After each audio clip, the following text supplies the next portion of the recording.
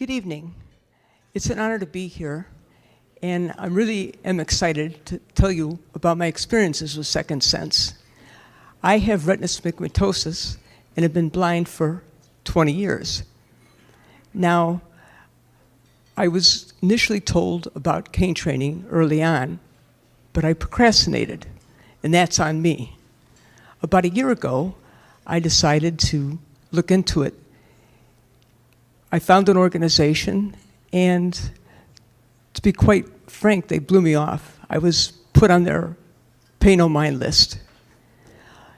One door closes, another one opens. A friend of ours, Pat O'Brien, talked to my husband, and he said, have Mary Pat call me. So I did. Now, I knew Pat had vision loss. What I didn't know is his vision was decreasing. And he told me about an organization he had found called Second Sense. In talking with Pat, this sounded great. Maybe this was really going to happen for me. He asked me if he could give Rachel, his mobility instructor, my phone number. And I said, sure. And he also told me that he was going downtown to have a meeting with Rachel at Second Sense in 2 weeks, and I was more than welcome to come with him.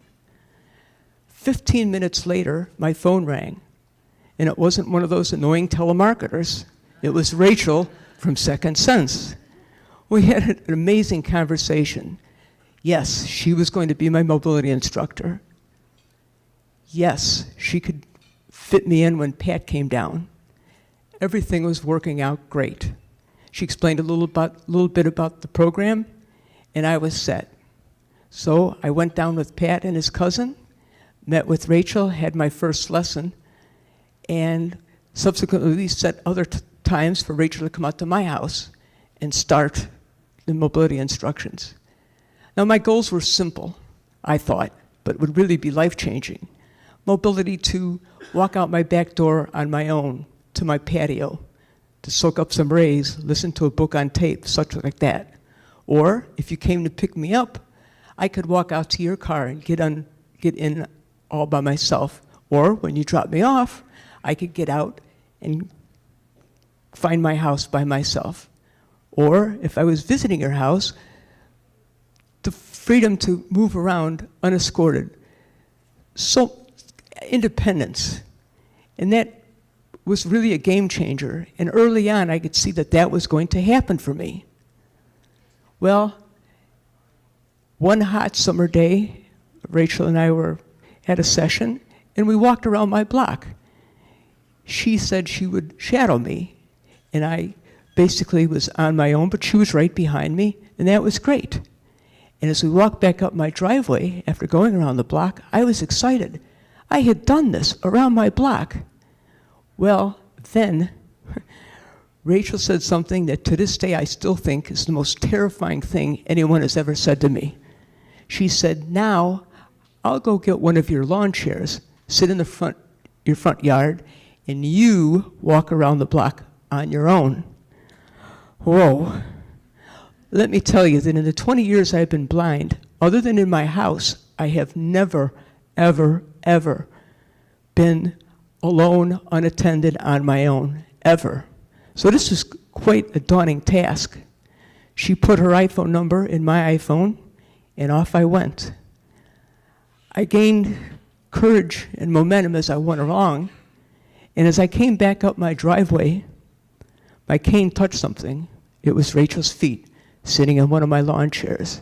She stood up and gave me a big congratulatory hug. It was truly an amazing day.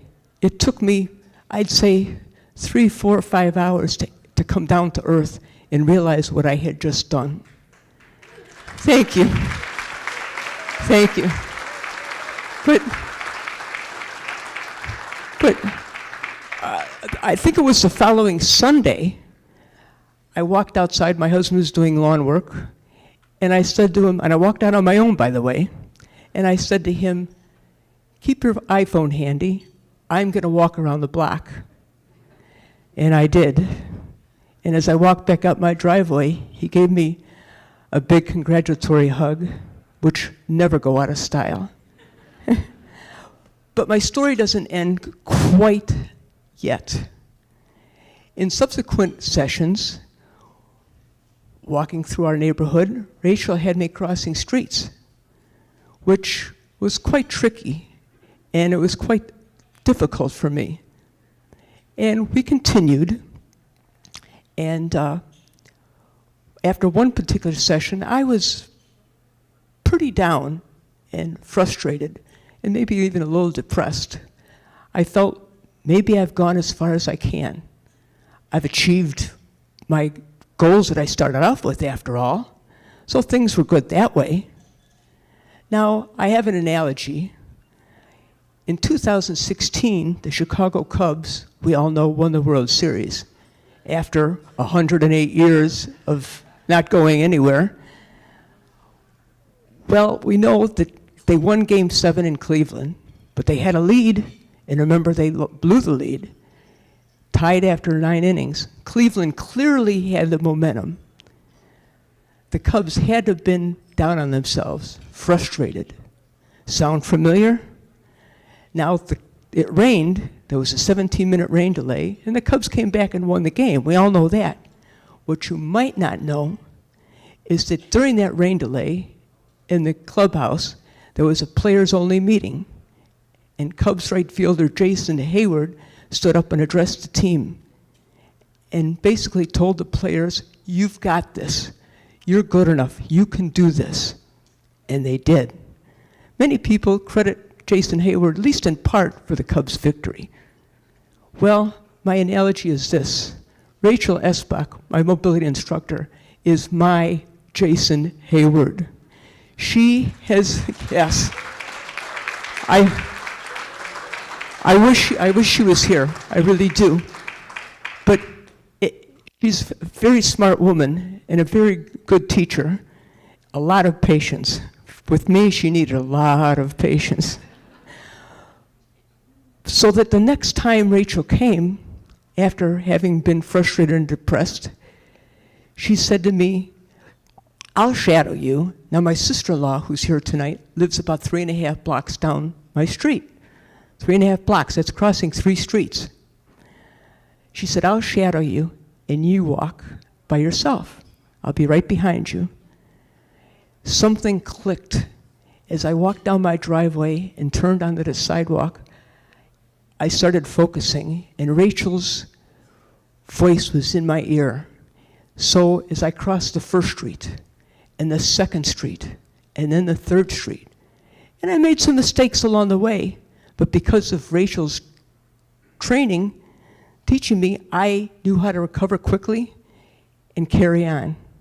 So that when I walked in front of my sister-in-law's house, I stopped and turned, and Rachel was there behind me, applauding me, and she gave me another big congratulatory hug, which, by the way, never go out of style. And it was funny because right then, we discussed it, as we did often during sessions and after sessions, what had happened. And she said, "I knew what you were going to do as you were doing it, or sometimes a little before. We were synced up. We were on the same wavelength, so to speak." Now, when we left my sister-in-law's house, we didn't take an Uber. That's so old school. And expensive. Anyway, turned around, and with her shadowing me, I walked back to my house on my own. It was truly an amazing day. Now, for my White Sox fans here tonight, yeah. Remember in 2005, they won the World Series. 4 games. Yeah, well, yeah. They did it a little easier, didn't they? Yes. And they had A.J. Przinsky. He was definitely different. But anyway, remember what their theme song that the players adopted? It was a song by Don't Stop Believing by Journey. And that sums up my feelings with Rachel in Second Sense. They have taught me to don't stop believing. Not just in the mobility, but in life is how I look at things. I can't do everything.